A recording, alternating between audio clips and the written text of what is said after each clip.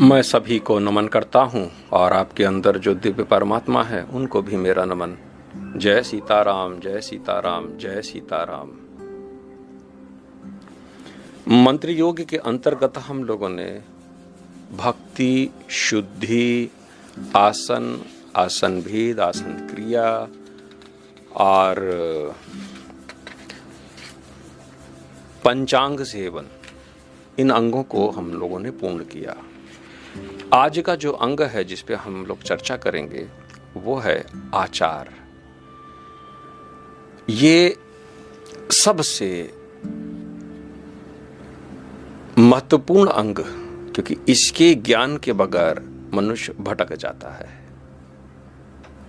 आखिर कौन सा आचार, कौन सा आचरण हमको, क्योंकि आचार का अर्थ हुआ बिहेवियर, किस प्रकार का आचरण करने से हमारी मंत्र की सिद्धि उत्पन्न होती है। और हम लोग जब 3 गुणों से प्रभावित है तो निश्चित जान लें कि हमारे पास 3 प्रकार से हम लोग भगवान की उपासना करते हैं।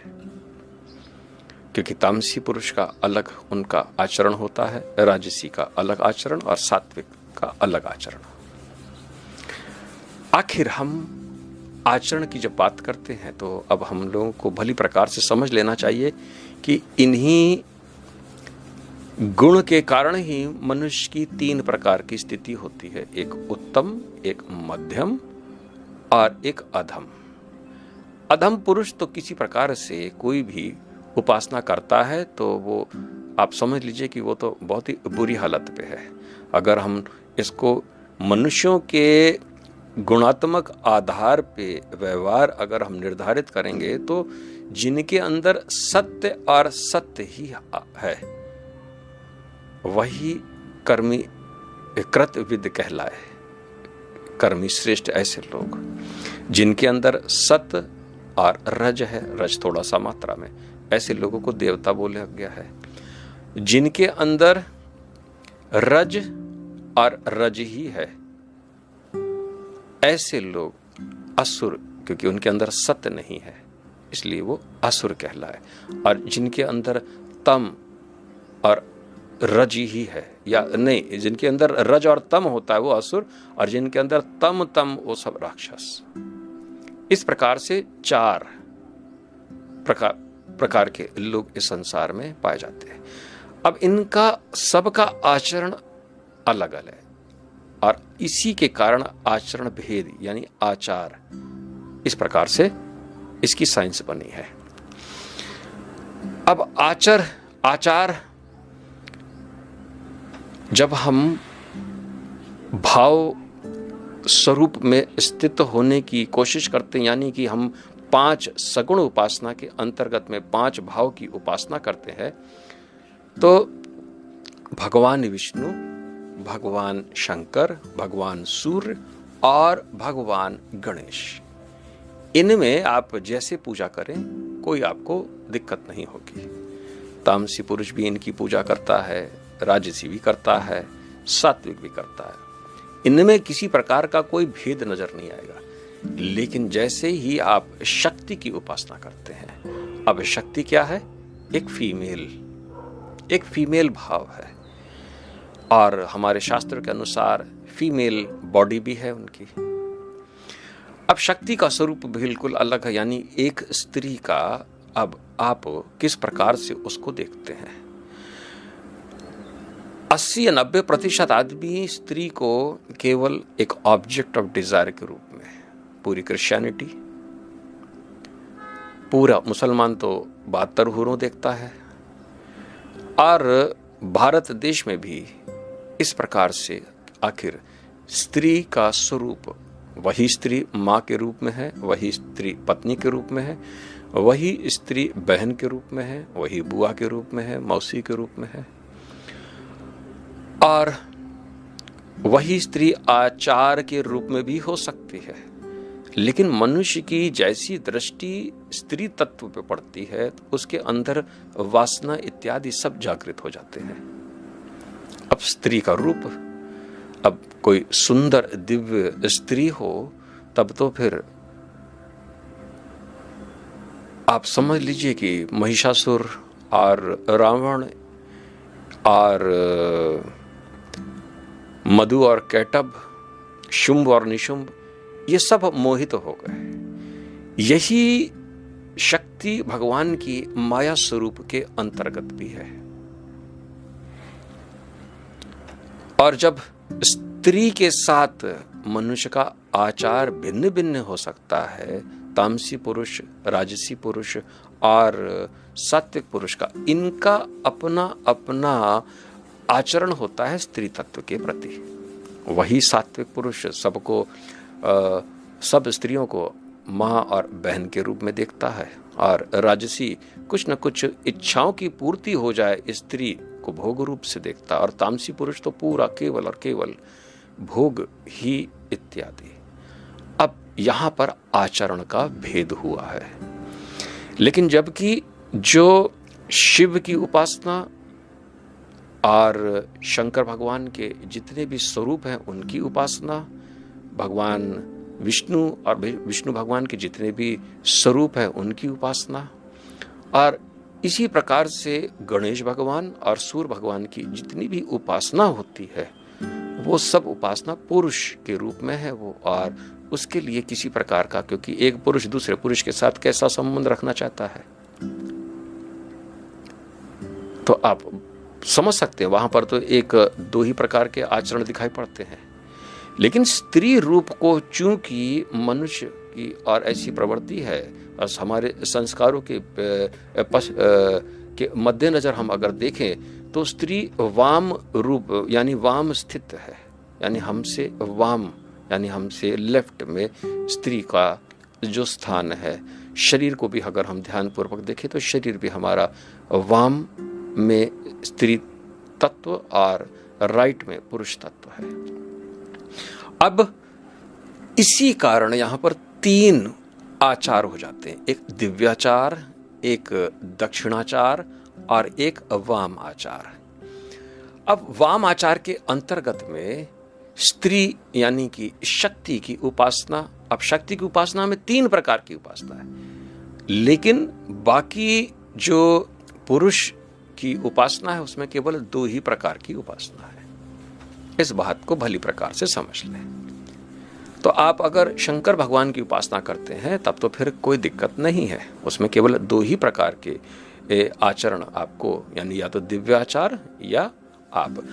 अच्छा, अब इसको भी ध्यान समझे कि आखिर दिव्याचार क्या है। सबसे प्रथम है और सबसे श्रेष्ठ है।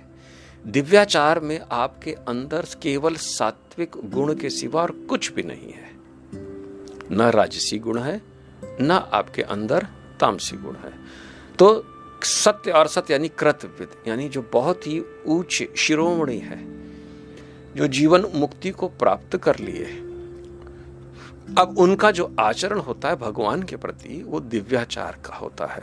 यानी हंस, परमहंस, कृतविद, और जैसे नारद हो गए, ऋषि हो गए, जैसे जितने भी ऋषि है, सप्त ऋषि हैं, इनका जो आचरण है वो सब दिव्याचार के अंतर्गत में। इस दिव्याचार के अंदर किसी प्रकार का कोई नियम नहीं होता है। भगवान से जिस प्रकार से भी अपना वार्तालाप कर सकते हैं, भगवान के साथ उठ बैठ सकते हैं, या पूजा करें ना करें ये इनकी अलग है शैली। हम दिव्याचार के विषय में हम कभी जब एनलाइटेंड होने के आसपास होंगे तब हम उसकी चर्चा कर लेंगे तो बेहतर होगा, क्योंकि दिव्याचार भी बहुत ही विस्तृत है और उसमें केवल सत्य के सिवा कुछ भी नहीं है। लेकिन अगर कोई दिव्याचार कर रहा है और आप उसके हिसाब से उसके पास चले जाएं और जैसा वो करेगा हम भी वही करेंगे, तब आप समझ लीजिए कि आप बिल्कुल खाई में गिरने से आपको कोई रोक नहीं पाएगा, क्योंकि उसमें केवल आपका सात्विक, पूर्ण रूप से सात्विक होना अनिवार्य है, और वो भी उन लोगों के लिए है जो परमहंसी है, कोई नियम नहीं उनका। इसके पश्चात अब आता है दक्षिणाचार, यानी वेद के बताए हुए नियम के अनुसार चलना, क्योंकि इसमें सत्य और रज दोनों है। और ये किन में पाया जाता है? ये देवताओं में और उत्तम मनुष्य के अंतर्गत में ये प्रकार। और इससे जो नीचे है यानी कि वाम, यानी कि जो मनुष्य नॉन वैदिक है, यानी वेद को नहीं मानता है, जो वेद से बिल्कुल उल्टे चलना चाहता है, अपने मन के हिसाब से चलना चाहता है, और अभी भी वो जो स्त्री रूप है, उस स्त्री के अंदर अभी भी उसको भोगने की इच्छा होती है, उसके साथ सहवास करने की इच्छा होती है, उसको अपने पत्नी इत्यादि या उसको अपने गुलाम बनाने की इच्छा होती है, या वो स्त्री तत्व को देख के हमेशा फैसिनेटेड हो जाता है। ऐसे लोग जो अभी भी अपने तामसिक बर्ताव से, यानी तामसिक गुणों से निवृत्त नहीं हुए हैं, वही वामाचार में आगे बढ़ते हैं। पूरा विश्व समुदाय वामाचार को ही मानता है, दक्षिणाचार को बहुत ही कम लोग मानते हैं। दक्षिणाचार के अंतर्गत में 16 संस्कार है वेद के हिसाब से, और वामाचार में कोई प्रकार का कोई संस्कार नहीं। लेकिन हाँ, फिर भी लोग कहते हैं कि वामाचार के अंतर्गत प्रवृत्ति मूलक ये आचरण है, यानी कि हर चीज को पाना, हर चीज को पाना, और अंतोगत्वा बाद में इससे निवृत्ति मार्ग में हम प्रविष्ट होते हैं। जब सब कुछ पा लिए तो निवृत्ति में हम चले जाएंगे। भला ऐसा कैसा हो सकता है? जब यज्ञ में आप घी डालते रहेंगे तो फिर आग कब बुझेगी? आग तो कभी बुझेगी नहीं। अगर हम रावण का उदाहरण ले लें, हिरण्यकश्यप का उदाहरण ले लें, ये सब के सब ये आहुति डालते रहे और जन्म जन्मांतर तक, रावण भी शायद 3 मनवांतर तक राजा बने रहे, अपना शरीर का त्याग नहीं किया। वो 3 मनवांतर बहुत होते हैं, और तब तक वो थे। कहीं एक जगह और भी हमने देखा शायद 5 मनवांतर तक थे वो, या इसी प्रकार से 5 महायुग तक थे, क्योंकि एक मनवांतर में 72 चतुर्युग होते हैं। ये शायद 3 चतुर्युग या ऐसी इसी प्रकार से, इसको भी वेरीफाई हम नहीं कर सकते। लेकिन वामाचार इतने दिनों तक रहने के पश्चात भी इसके अंदर निवृत्ति की भावना नहीं थी। लेकिन अब मान बैठे हो तो मान बैठे कि इसी से हम प्रवृत्ति मार्ग से हम निवृत्ति में पहुंच जाएंगे और मोक्ष हमारा हो जाएगा। ये पागलपन, और ये पागलपन आज से नहीं, कालांतर से चला आ रहा है, सतयुग से भी ये चला आ रहा है। और इसी कारण, गुणों के कारण ही देवता, राक्षस, असुर और मनीषी यानी कृत, जो कृत हो चुके हैं, इस प्रकार से 4 प्रकार के मनुष्यों की श्रेणी है। मनुष्य लाख चाह ले, अपने को बदल सकता है, लेकिन सबसे पहले उसको तम गुण से निकलना, फिर उसके बाद रजोगुण से निकलना, और फिर सत्व गुण में स्थापित होकर फिर गुणातीत होना। जो दिव्याचार है, ये सात्विक गुणों से भी पार होने के लिए दिव्याचार का पालन किया जाता है, ताकि हम सात्विक गुणों से भी निकल के नित्य मुक्त हो जाए, सदैव परमानंद में स्थित हो जाए। इसलिए दिव्याचार उन लोगों का आचरण है जो कि एनलाइटेंड है। इसलिए एनलाइटेंड अगर वो सवेरे उठता है, नहाता धोता नहीं है, खा लेता है, पी लेता है, और डिस्को भी जाता है, डांस भी करता है, सब कुछ करता है, उसके लिए तो there is no fall down. वो तो योग से भ्रष्ट हो ही नहीं सकता।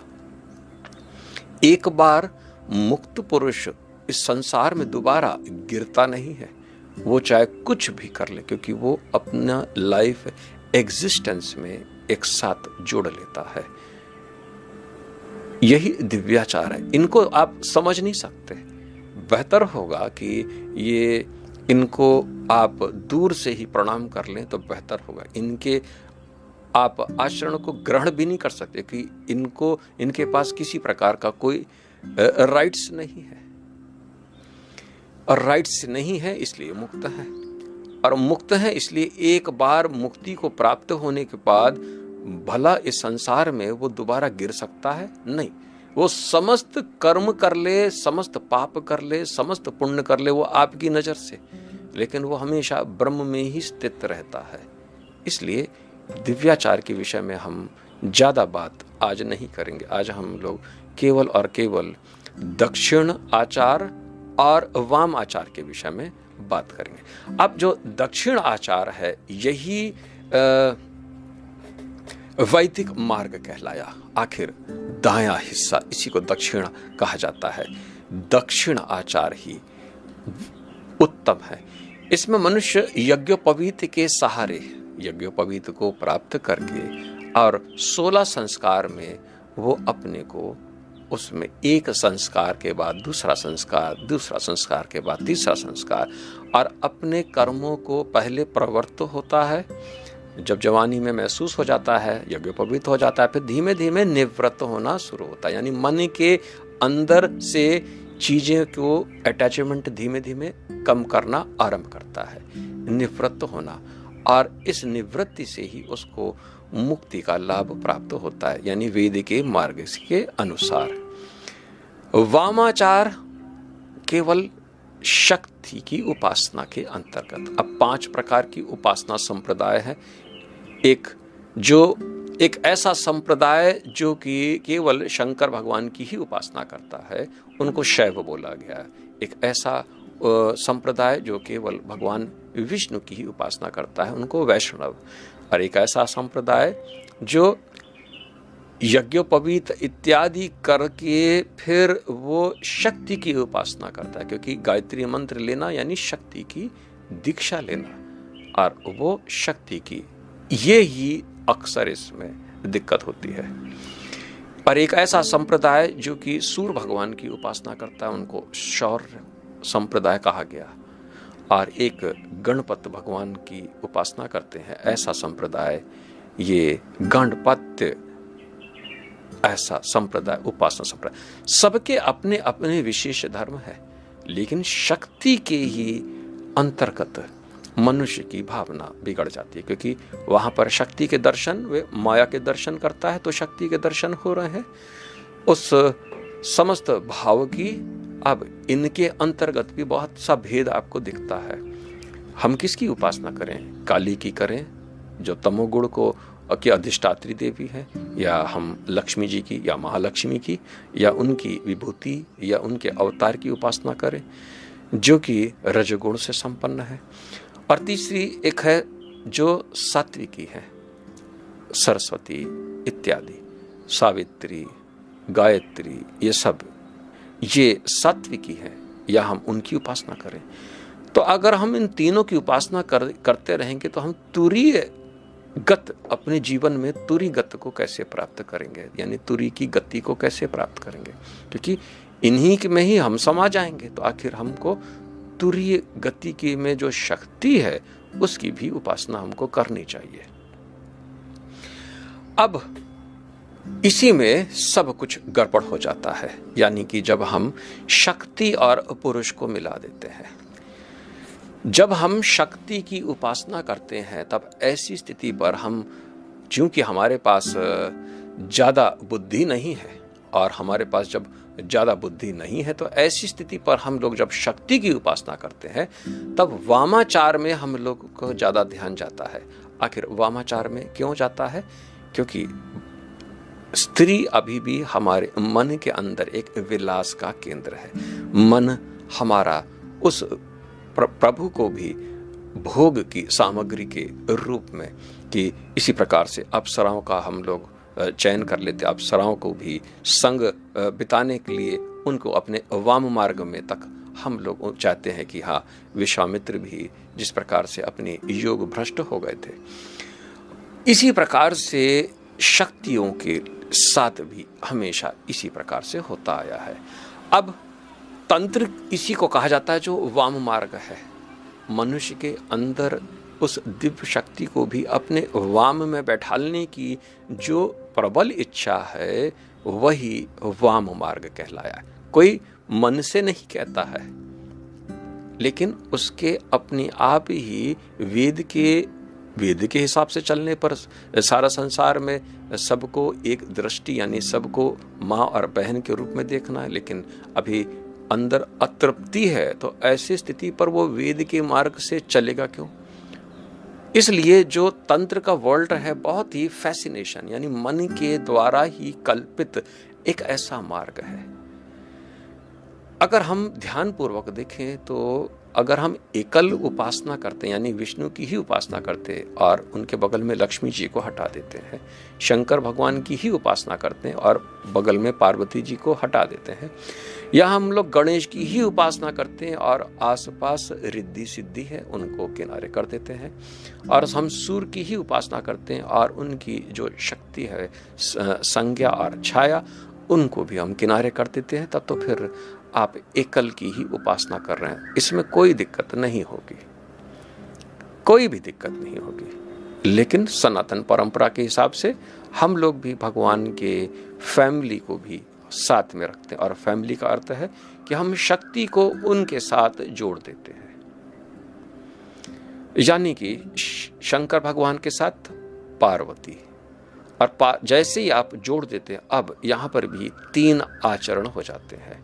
इसीलिए शिव और पार्वती तंत्र, जो कि कपालक, कौला, भैरव, ये सब तंत्र, अब इसका इतना वृहत शास्त्र हो गया कि आप अंदाज भी नहीं लगा सकते। लेकिन इसके कोई ऋषि नहीं, कोई कुछ नहीं, मन से आया, जिसने चाहा उसने लिखा, और ऐसे ऐसे उसमें उपयोग है। यानी कि आपको 5 म का प्रयोग, मीन खाओ, मांस खाओ, मदिरा, मैथुन और मृत आत्मा इत्यादि 5 म, इनका प्रयोग करते हैं, मलमूत्र सब।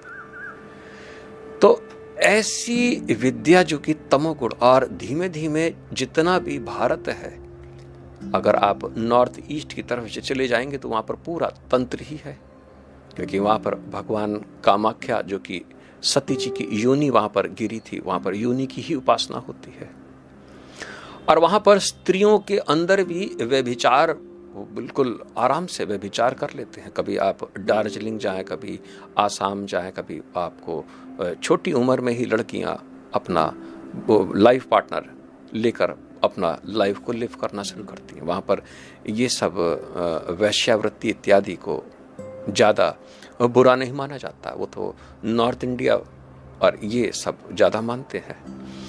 पूरा अगर आप ईस्टर्न पूरा वर्ल्ड को चले जाए, वियतनाम, सब ये सब तंत्र, बौद्ध के अंतर्गत भी तंत्र, और एक परिवार ही एक स्त्री से इसका साथ विवाह करता है।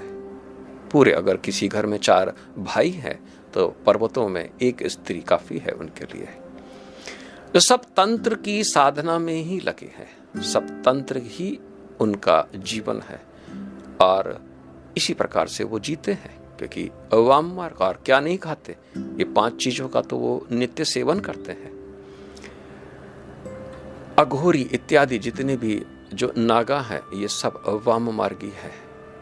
इनका सनातन के साथ कोई लेना देना नहीं, क्योंकि सनातन या तो दिव्याचार या दक्षिणाचार को ही प्रेफर करता है, बाकी सब असुरों के श्रेणी में चले जाते हैं। वामाचार से ही 7 तल नीचे वाले इसको प्राप्ति होती है। और लेकिन अगर कोई भी ब्राह्मण इत्यादि नरक जितने भी बने हैं सब वामाचार के लिए बने, क्योंकि भगवान के प्रति आपके ऐसे आचरण जो कि श्रेष्ठ नहीं है, आप भगवान को भी बख्श नहीं पा रहे हो, भगवान को भी वाम मार्ग में आप खींच के लेके आ रहे हो, जैसे रावण ने किया था सीता जी को हरण करके।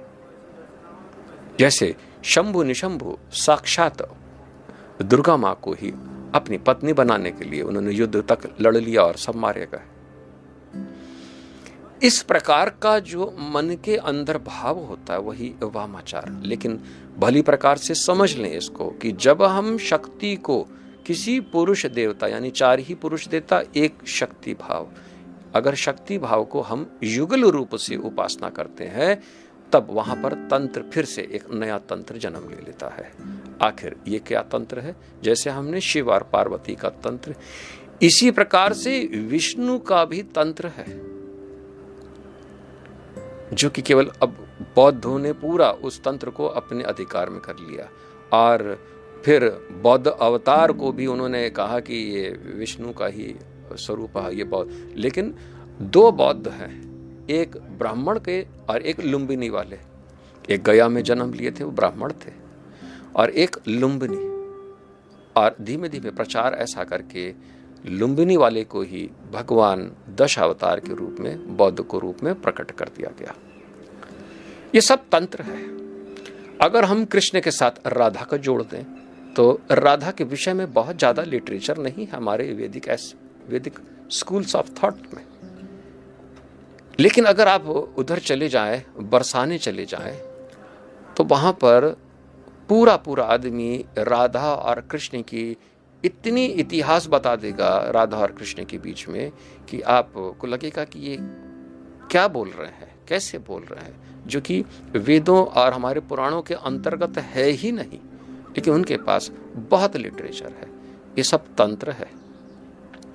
इसी प्रकार से जब आप सिद्धि, रिद्धि और गणेश के साथ, तो गणेश तंत्र हो जाता है। सूर के साथ भी आपका सूर और संज्ञा और छाया, इनका भी तंत्र, क्योंकि आप शक्ति को उनके साथ जोड़ रहे हैं।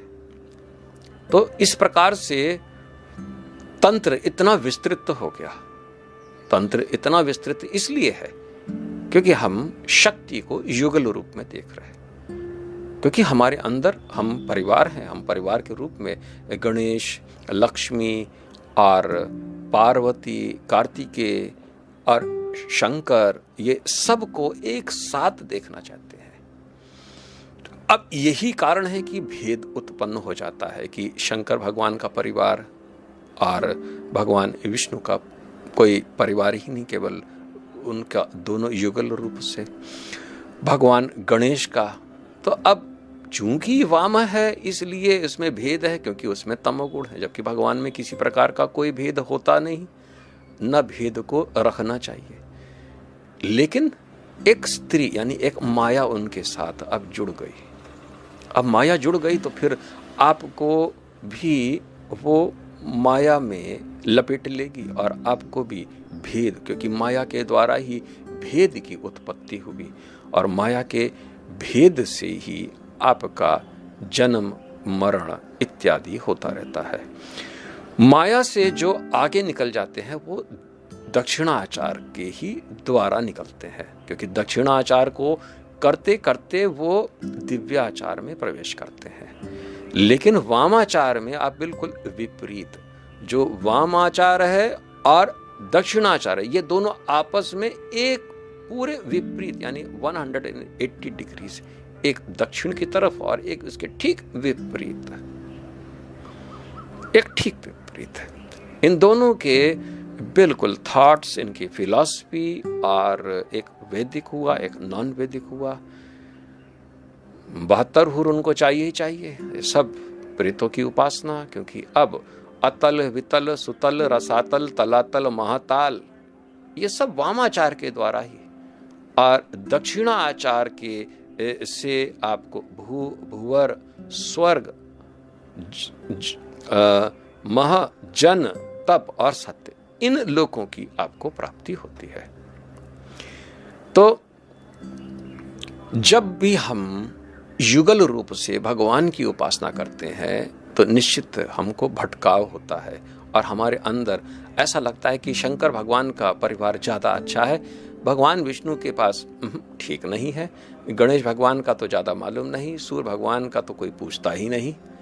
लेकिन सब एक हो जाने के पश्चात भी केवल और केवल स्त्री तत्व उनके साथ यानी शक्ति तत्व जुड़ जाने के कारण आप मोह और माया से ग्रसित हो जाते हैं। आखिर शक्ति की उपासना सबसे परम क्यों बताई गई है? क्योंकि शक्ति की उपासना से ही आप तुरंत लक्ष्य को प्राप्त करते हैं। क्योंकि शक्ति है कहाँ? अगर हम स्थूल रूप से देखें तो वीर में है, अगर हम इसको सूक्ष्म रूप से देखें यानी प्राण जगत में देखें तो प्राण ही, जो हम सांस लेते हैं यही तो हमको शक्ति देती है, तो प्राण भी शक्ति ही है। और इसके पश्चात अगर हम और सूक्ष्म जाते हैं यानी मन, मन की शक्ति सभी को मालूम है। तो शक्ति ये इन तीन भावों में हमेशा, और यही तीन ही कंट्रोल के बाहर रहती है। वीर कहाँ कैसे निकालना है ये पुरुषों को लाख समझा लो, लेकिन वो उनका वीर पे कंट्रोल करना आसान नहीं है। क्योंकि वो प्राणायाम करते नहीं तो प्राण भी कैसे कंट्रोल में होंगे, और मन कैसे कंट्रोल में नहीं, शक्ति को कैसे कंट्रोल करोगे। और शक्ति सभी को चाहिए। राक्षसों को तो शक्ति सबसे पहले चाहिए, देवताओं को भी शक्ति चाहिए, और इस शक्ति के कारण ही सारे जानवर लड़ते हैं, सारे मनुष्य लड़ते हैं, केवल शक्ति के कारण, और केवल शक्ति के कारण। और ये माया ही, अब हम किसी से युद्ध कर रहे हो तो हमारे अंदर भी शक्ति, उसके अंदर भी शक्ति। तो युद्ध कौन कर रहा है? शक्ति। शक्ति शक्ति तो ब्रह्म है। शक्ति का कोई नुकसान नहीं, किसी के पास ज्यादा किसी के पास कम। ये अंदर के जो अहंकार है ये युद्ध करता है, इसलिए शक्ति का नुकसान नहीं होता है। शक्ति का प्रयोग किया जाता है, अहंकार शक्ति का प्रयोग करता है। मैंने इतनी शक्ति कमाई, ये लो मैंने तुम्हारे पर प्रयोग कर लिया। इन दोनों में से हारता कौन है? दोनों हारते हैं, दोनों की अहंकार की शक्तियां नष्ट हो जाती है। इसलिए बुद्धिमान इन सब से, द्वंद्वों से अलग होता है। बुद्धिमान पुरुष इन द्वंद्वों से अलग होता है। जब अहंकार ही नहीं है तब शक्ति उसके पास असीमित है, वो थोड़ी लड़ता है।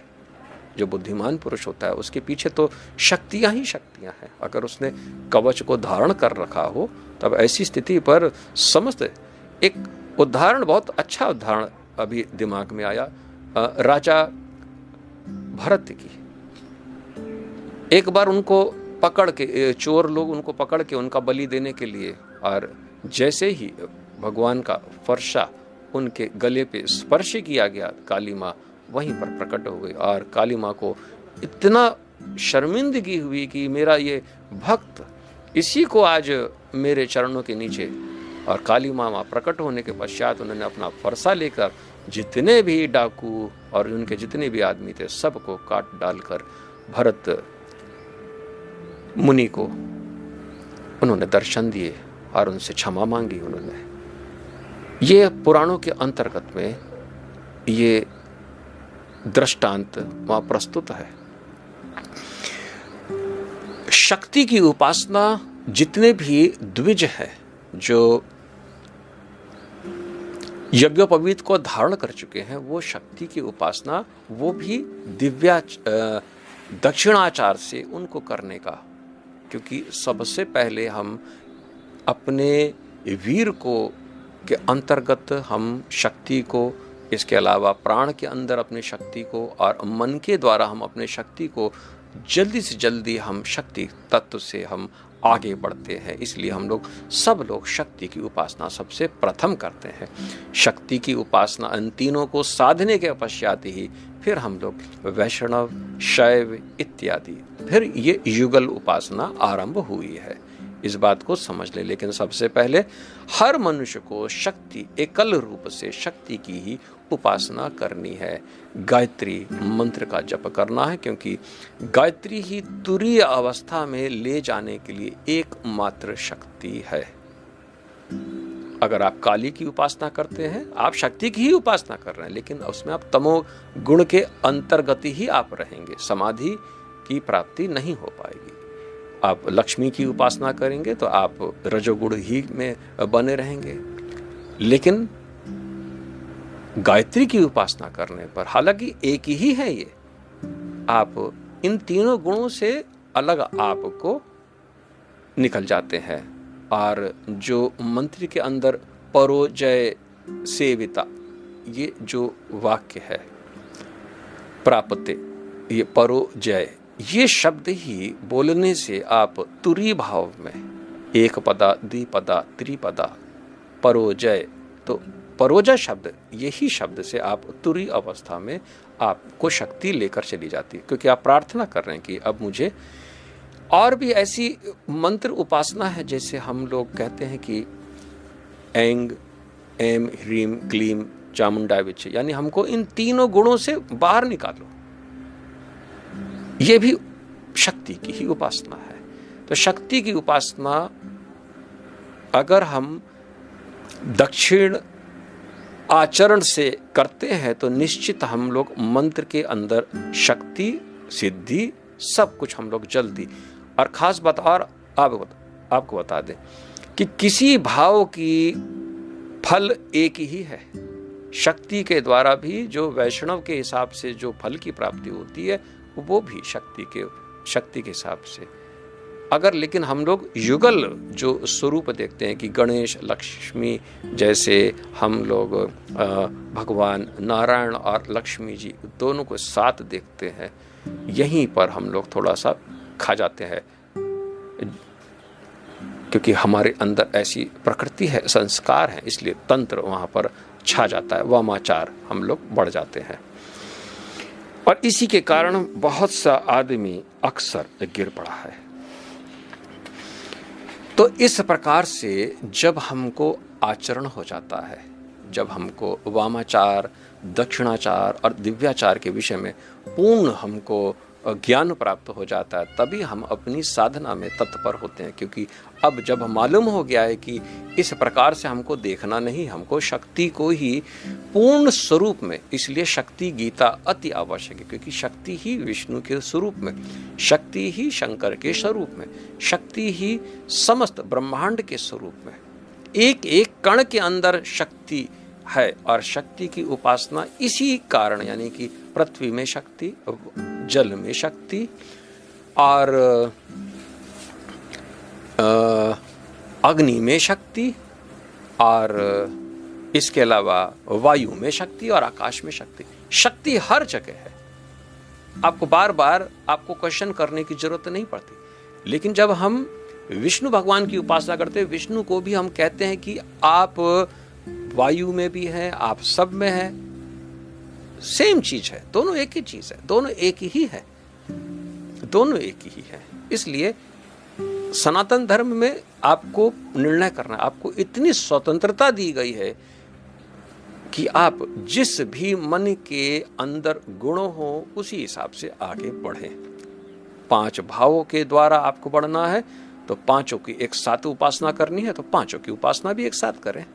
और वैसे भी 5 को आरती इत्यादि करने में 5 का नाम लेना अति आवश्यक है। और जो मनुष्य गायत्री की उपासना करता है तो गायत्री की उपासना के अंतर्गत ही वो ब्रह्मा के रूप में, वो वही स्त्री रूप में वहाँ पर उनकी शक्ति के रूप में उनकी उपासना करता है। जब सवेरे, जब दिन में वही भगवान विष्णु की शक्ति रूप में वो गायत्री बन जाती है। और शंकर भगवान के स्वरूप में वो वही गायत्री शंकर के रूप में वहीं पर स्थित होती है। तो शक्ति ही सब कुछ है और शंकर भी सब कुछ है। लेकिन अगर शक्ति के द्वारा आगे बढ़ना है तो आपको सावधानी बरतनी पड़ेगी, उसमें आपको बहुत ज़्यादा सावधानी बरतनी पड़ेगी। जो अपने वीर इत्यादि को बस में नहीं कर सकते हैं तो वो फिर शक्ति की उपासना नियमित करने के पश्चात फिर वो अब आगे बढ़ जाए। कहने का तात्पर्य फिर वैराग्य इत्यादि में वहाँ पर भी अगर जिस दिन आपने युगल कर लिया, इसलिए कहते हैं कि जब भगवान विष्णु को देखे तो लक्ष्मी आपको दिखाई न पड़े, विष्णु को ही देखें। इसी प्रकार से जब शंकर को देखें तो फिर पार्वती जी न दिखाई पड़े आपको। पार्वती जी उन्हीं के शरीर के ही एक स्वरूप में, यानी कि आप अर्धनारीश्वर के रूप में उनको देखें, दोनों को साथ देखें। अलग अलग देखेंगे तब तो फिर गए काम से। अब माया को भी अलग आपकी दृष्टि पड़ गई तो बस वहीं से आपका पतन निश्चित है। माया से मुक्ति माँ है, वो जगत जननी है, उनके ऊपर आप कुदृष्टि से बिल्कुल किसी प्रकार से कुदृष्टि ना हो। और कुदृष्टि होते नहीं कि वाम तंत्र के अंतर्गत में उनको कुदृष्टि से ही उन दोनों के वो प्रेम संबंधों को के विषय में उनके वार्तालाप, राधा और कृष्ण के प्रेम संबंध, ये भी कोई देखने योग्य है। पुत्र छुप कर अपने माता पिता का रात्रि का काल ध्यान से देख रहा हो तो वो नरक ही जाता है। और तंत्र यही है। अब जब मनुष्य अब पूजा का अधिकार प्राप्त करता है तो कैसे अधिकार प्राप्त करता है? गुरु के द्वारा। जिस दिन वो शिष्य गुरु से उपदिष्ट होता है तो शिष्य को 7 अधिकार की प्राप्ति होती है। आजकल के गुरु अपने शिष्यों को 1 अधिकार भी नहीं देते, लेकिन शिष्य अगर किसी के भी बन गए तो आपको स्वतः 7 अधिकार प्राप्त होते हैं। 7 अधिकार। इसी 7 अधिकार के विषय में हम आपको अब बताते हैं। आखिर शिष्य के जो क्या अधिकार हैं? भाई ऐसा थोड़ी है कि गुरु के ही पास सारे अधिकार होंगे और शिष्य के पास कोई अधिकार नहीं होगा। नहीं, शिष्य के पास 7 अधिकार। और सबसे पहला अधिकार होता है, शिष्य गुरु से दीक्षा ग्रहण करता है। अब अपने विशेष संप्रदाय के द्वारा उसको एक मंत्र की दीक्षा प्राप्त होती है। अगर कोई शैव है तो उसको शैव उपासना के अंतर्गत में शंकर भगवान का कोई मंत्र दिया जाता है, और इस मंत्र के अंतर्गत में केवल और केवल समर्पण की भावना से ही उसको दी जाती है शरण इत्यादि, यानी कि भगवान शंकर का नाम और साथ में शरण। और इसी प्रकार से वैष्णव इत्यादि, अगर किसी को शक्ति के द्वारा उसका कल्याण होना है और अगर वो वैष्णव का संप्रदाय का उनको दीक्षा ले ली तब तो फिर गलत हो गया। और इसी प्रकार से जो शिव भगवान की पूजा करना चाहते हैं वो तो भूत प्रेत जैसे संसार में जीते हैं, वो तो अलग ही है उनका। और लेकिन जितने भी द्विज हैं वो तो शक्ति को पहले से ही उनको दीक्षित है, उनको ये अधिकार प्राप्त है। उनको किसी गुरु के पास जाके किसी और दूसरे संप्रदाय का मंत्र यानी दीक्षा लेने की कोई आवश्यकता होती ही नहीं है। इसलिए उनको दीक्षा तो पहले ही प्राप्त हो गई, गुरु दीक्षा तो उनको हो गई जब गायत्री मंत्र उनको प्राप्त हुआ। किसी और गुरु के पास जाके दीक्षा लेना यानी कि आप अपने को ही नष्ट करना। और दीक्षा तो आजकल ऐसे दी जाती है जैसे कान में पकड़े रास्ते में चलते समय दे दिया। ये कोई दीक्षा है? वो बस अपने शिष्य बढ़ाने में लगे हैं। अगर वो गुरु कहलाना चाहते हैं तो उनको अपने शिष्यों को 7 अधिकार देने पड़ते हैं। और पहला है दीक्षा का अधिकार। इसके पश्चात पुरस्चरण। जब देखते हैं कि ये शिष्य आगे बढ़ता जा रहा है तो फिर गुरु एक दिन उसको मंत्र की सिद्धि के विषय में बताते हैं, और उसको गोल ओरिएंटेड पूजा कहते हैं उसको। यानी अब तुम्हारे अंदर किसी प्रकार का कुछ नहीं, अब तुम ये साधना करो, इसको कहते हैं पुरस्चरण। अक्सर मंत्र की साधना में हम लोग दशांश पुरस्चरण पे करते हैं, यानी 1.25 लाख किए उसके बाद पुरस्चरण, यानी उसका दशांश फिर उसका दशांश, ये पुरस्चरण विधि है। और पुरस्चरण के पश्चात फिर महापुरस्चरण, फिर इसके पश्चात महादीक्षा, इसके पश्चात अभिषेक। जो मनुष्य अभिषेक कर तो होता है, यानी अब वो एक पद पर प्रतिष्ठित हो गया। गुरु अपने शिष्य को अभिषेक यानी उसकी पूजा अर्चना करता है, ये अभिषेक है। ये कहाँ कोई करता है आजकल? कुछ ही सन्यासियों के मठ में कोई सन्यासी अभिषेक कर दिया उसको, तो वो अगला शंकराचार्य बनना है उसको, या उसकी गद्दी में बैठना है। तो अब अभिषेक वो वैसा अभिषेक नहीं है जो शिष्य को राइट्स है। और एक और होता है जिसको हम महाअभिषेक कहते हैं। ये पूर्णता से गुरु और शिष्य के अंदर समस्त भेद जब मिट जाते हैं उसी को महाअभिषेक। तो उस दिन गुरु कहता है तुम में मुझ में किसी प्रकार का कोई अंतर नहीं। अगर मैं मुक्त तो तुम भी मुक्त, अगर मैं राम तो तुम भी राम, अगर मैं ओम तो तुम भी ओम। तो ये शिष्य के 7 अधिकार हैं जो कि सबसे ज्यादा आवश्यक है, जो इस आजकल के पृथ्वी में ये 7 अधिकार किसी को प्राप्त ही नहीं होते हैं। बस एक बार दीक्षा दे दी, एक मंत्र दे दिए, कान में फूंक दिए, तो आप उनके चक्कर 20 साल, 25 साल, 30 साल गुजार लीजिए। आप बार बार उनसे प्रश्न पूछें कि मुझे इसके आगे और बढ़ना है, कहते इसी को करते रहो, आगे बढ़ते चले जाओगे। ये सब पागलपन है।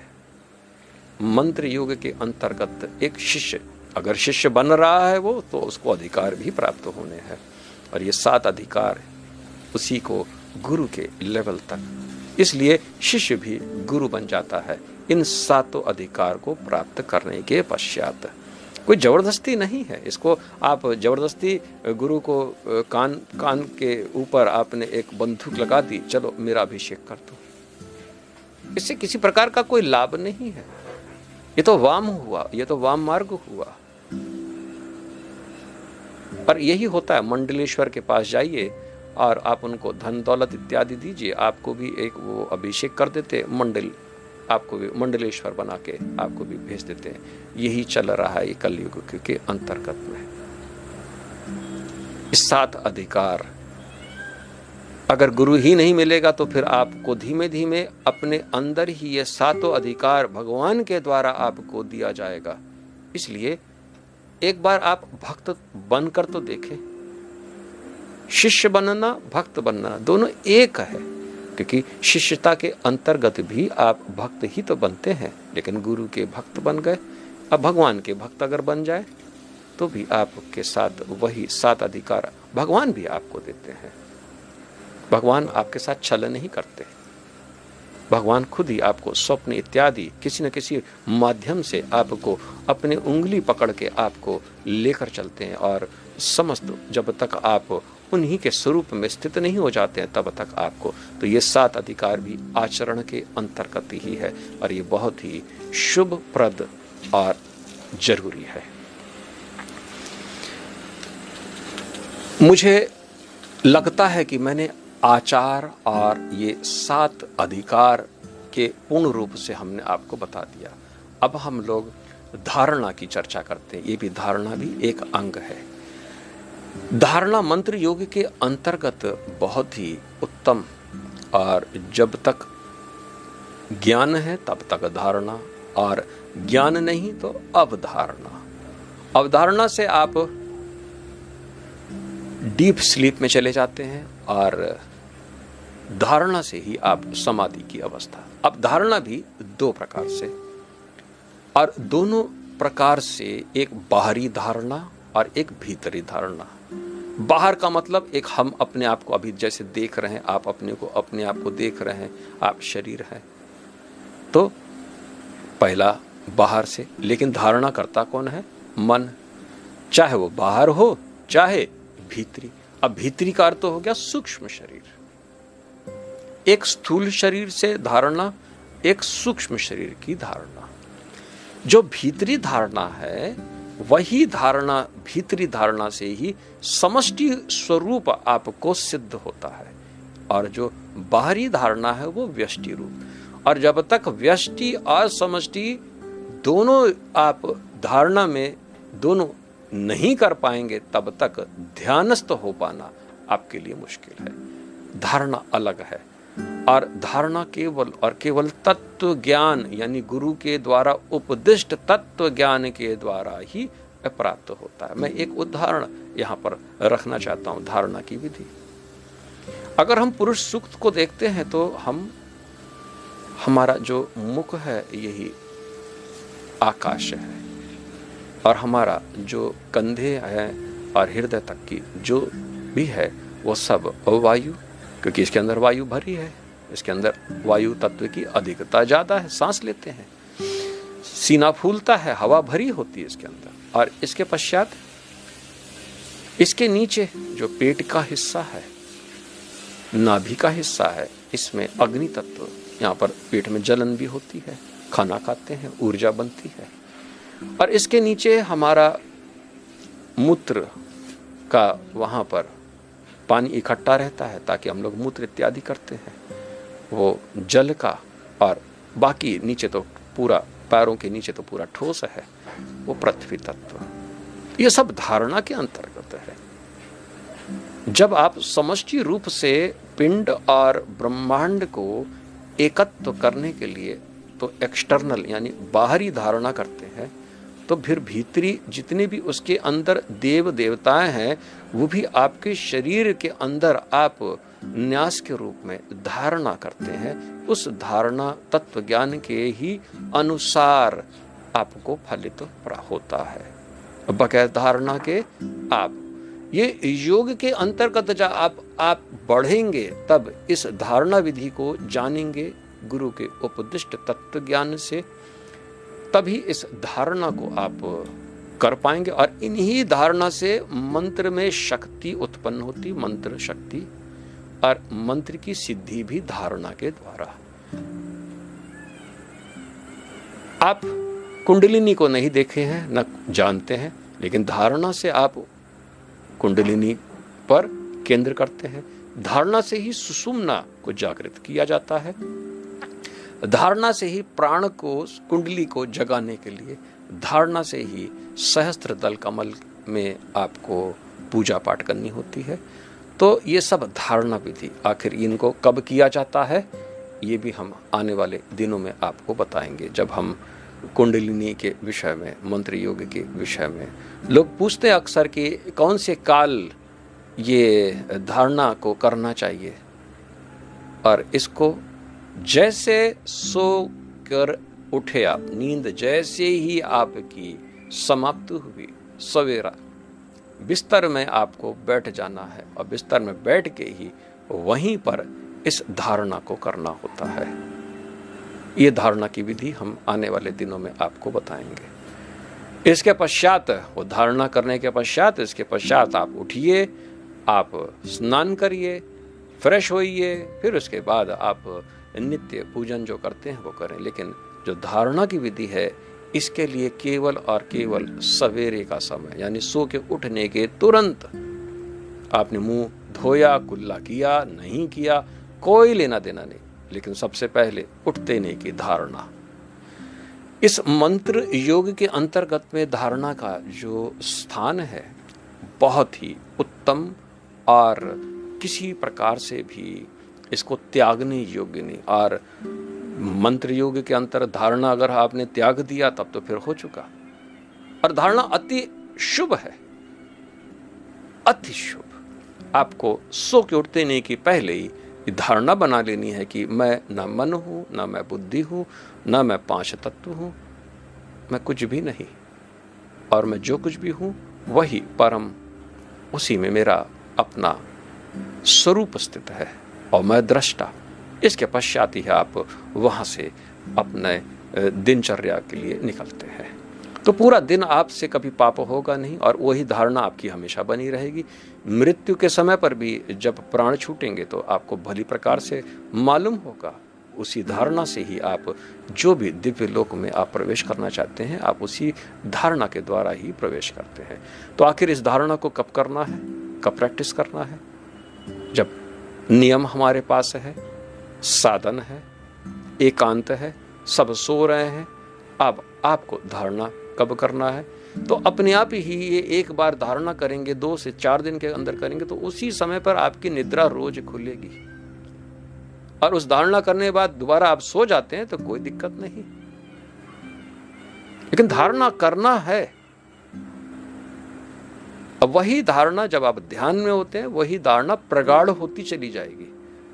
लेकिन अगर ध्यान में बैठते हैं तब धारणा करते हैं, तब शोरगुल इत्यादि के कारण और दिन भर की अशुद्धियां वो सब आपको घेर लेगी, तो वो धारणा उतनी उत्तम नहीं हो पाती है। इसलिए अगर पहले कर लें, फिर ध्यान आपको शाम इत्यादि करना है, तब भी आप धारणा तो करना ही पड़ता है। तो इस प्रकार से हम लोग धारणा विधि को, हम उसी धारणा के अंतर्गत ही हम सब कुछ ध्यान इत्यादि, और बगैर ज्ञान के, तत्व ज्ञान के धारणा संभव नहीं है। जो ज्ञानदा से संन्यासदा तक जुड़े हुए हैं उनको ही धारणा का लाभ प्राप्त होगा, और जो बीच में जुड़ के, जिन्होंने ज्ञानदा पुस्तक पढ़ी नहीं, जिन्होंने संन्यासदा पुस्तक भी नहीं पढ़ी, अगर वो सोचे कि वो धारणा करेंगे तो वो धारणा हो ही नहीं सकता। उनका केवल अवधारणा ही होगा। बाकी तो मैं सबको लेकर चलना चाहता हूँ। फिर भी अगर आगे बढ़ना है तो बढ़ो, किसने रोका है। इसलिए हम लोगों को ज्ञान से संपन्न होकर ही कोई विधि विधान को करना चाहिए, क्योंकि धारणा से ही कुंडलिनी का जागरण होता है, और कुंडलिनी का जागरण केवल और केवल आपको ऊपर उठाने के लिए ही। तो आज हम आचार और धारणा के विषय में बात कर चुके हैं। कल हम लोग दिव्य देश सेवन और प्राण क्रिया के विषय में हम बात करेंगे। प्राण क्रिया बहुत ही जरूरी है, इसी से ही समस्त योग की क्रियाएं होती है। तो निश्चित तौर से आप बने रहें, और काफ़ी ये लंबा भी है। तो दिव्य देश सेवन और प्राण क्रिया को कल हम लोग लेंगे। तब तक के लिए मुझे आज्ञा दीजिए। जय सीताराम, जय सीताराम, जय सीताराम।